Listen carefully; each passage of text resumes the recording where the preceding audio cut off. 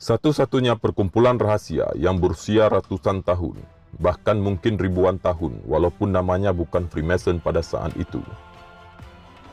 Freemason terdiri dari dua kosakata, yaitu free dan mason. Free artinya bebas, dan kata mason berasal dari bahasa Prancis yang artinya tukang batu. Kalau digabungkan, arti sederhananya adalah tukang batu yang bebas.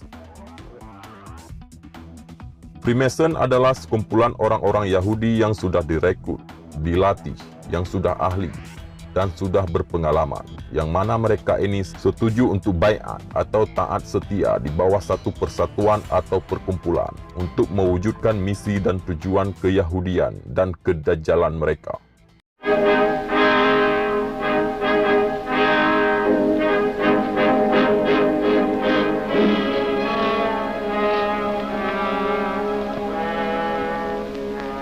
Monsieur, vous avez déclaré vouloir faire partie de la franc-maçonnerie.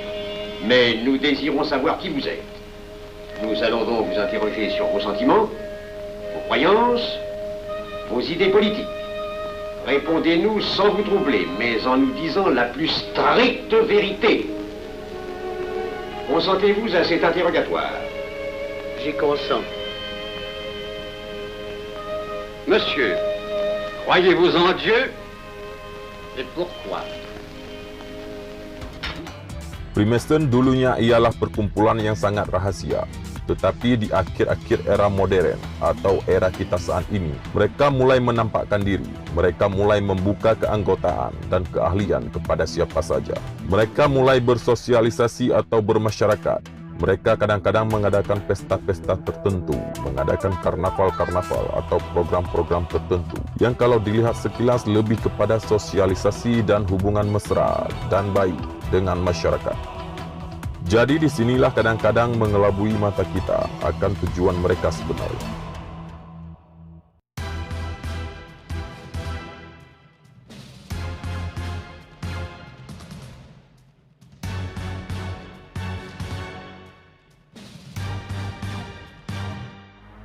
Tujuan utama Freemason ialah membangun satu pemerintahan dunia dan tatanan dunia baru, dan juga membangun kembali Haikal Sulaiman atau Solomon Temple yang diyakini berada di tanah yang kini di atasnya berdiri Masjidil Aqsa.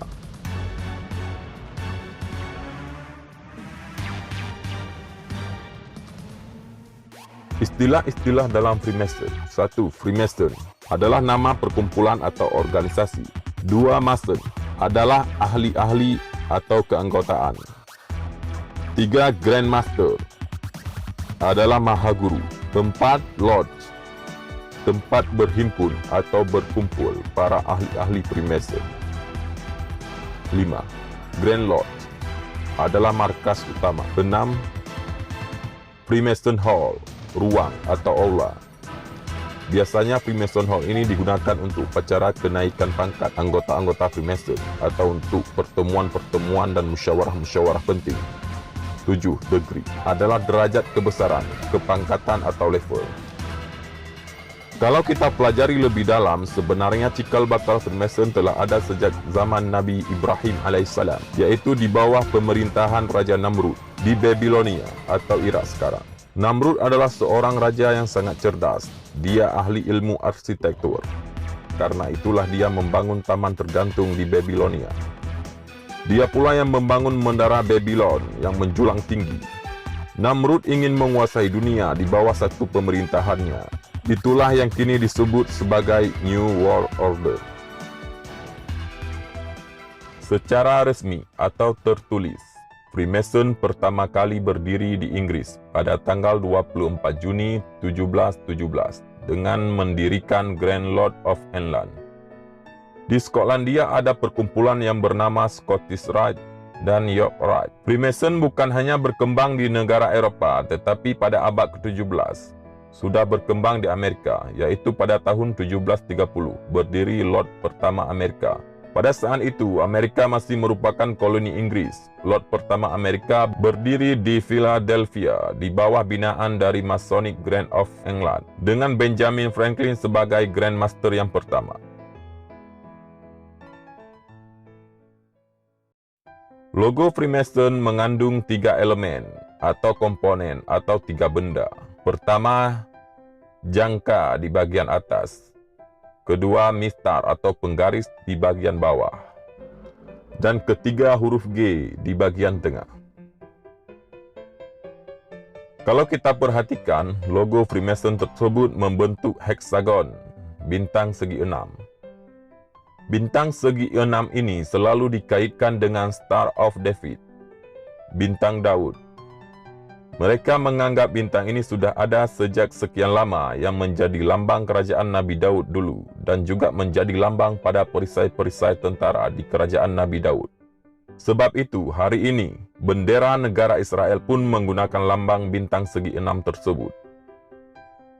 Jangka dan mistar atau penggaris melambangkan bahwa mereka adalah tukang batu, tukang bangunan, yang digelar sebagai arsitek. Arsitek di sini bukan hanya sekedar perancang sebuah bangunan, tetapi lebih global dan luas lagi. Kemudian huruf G. Ada 4 pendapat tentang makna huruf G di lambang Freemason. Pendapat pertama, huruf G ini merujuk kepada God, yaitu Tuhan. Bukan Tuhan Allah, tapi Tuhan dalam bentuk manusia yang akan menguasai dunia di akhir zaman. Dialah Dajjal.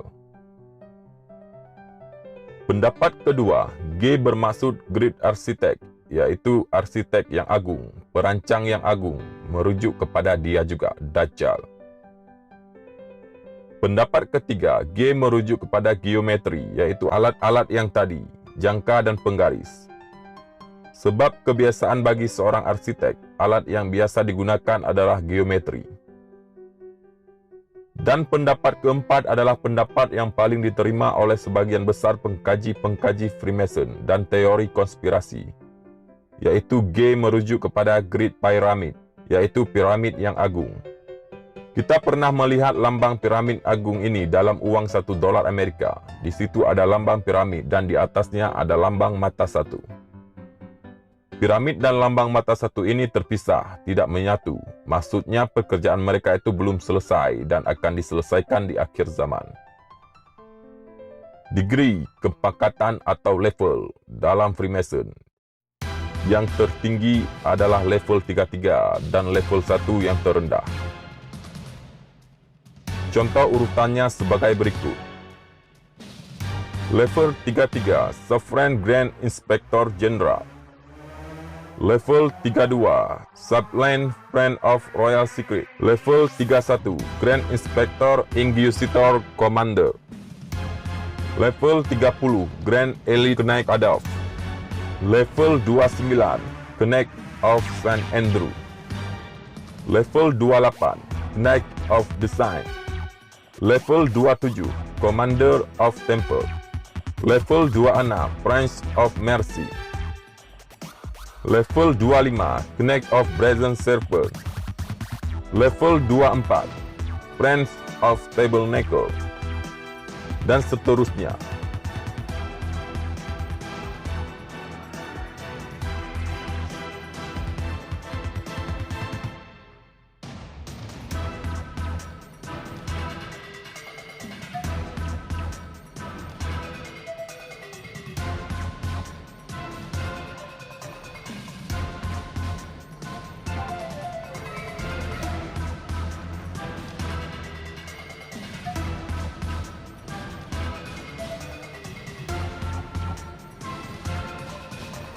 Tokoh-tokoh dunia yang mendapat level 33 di antaranya George Washington, Presiden pertama Amerika Serikat. Karl Marx, pengarang buku Das Kapital dan penggagas komunis. Walt Disney, Benjamin Franklin, Mustafa Kemal Atatürk, pendiri dan presiden pertama Republik Turki. Dan masih banyak lainnya.